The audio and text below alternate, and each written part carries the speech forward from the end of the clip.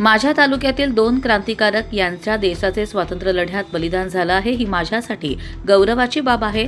मला माझा तालुका क्रांतीच्या लढ्यात अग्रभागी असलेला तालुका असल्याचं अभिमान असून हुतात्मा आणि क्रांतिकारक यांच्या कार्यक्रमात राजकीय मतभेद बाजूला ठेवून सहभागी व्हायला हवे असे आवाहन आमदार महेंद्र थोरवे यांनी केले। कर्जत तालुक्यातील मानिवली गावचे हुतात्मा हिराजी पाटील स्मारक येथे ऑगस्ट क्रांती दिन कार्यक्रमाचे आयोजन करण्यात आले होते।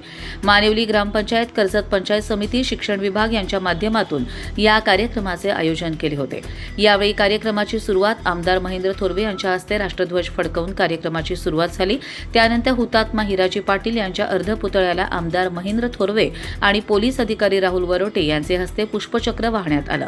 त्यावेळी पोशीर येथील श्रमजीवी विद्यालय यांच्या एनसीसी पथकाने संचालन करून क्रांतिकारक यांना अभिवादन केले। त्यावेळी जिल्हा परिषदेचे माजी सभापती नारायण डामसे, पंचायत समिती सदस्य नितीन धुळे, माजी सभापती अमर मिसाळ, सुजाता मनवे, माजी उपसभापती अरविंद पाटील, पोलीस अधिकारी राहुल वरोटे, तालुका शिक्षण अधिकारी अनंत खैरे, युवा सेनेचे जिल्हा प्रमुख प्रसाद थोरवे, हुतात्म्यांचे नातेवाईक विठ्ठल पाटील, शेखर भडसावळे, शरद भगत, अनुसया जामघरे, मानिवली हुतात्मा स्मारक समितीचे अध्यक्ष प्रवीण डायरे आदींसह अनेक मान्यवर उपस्थित होते।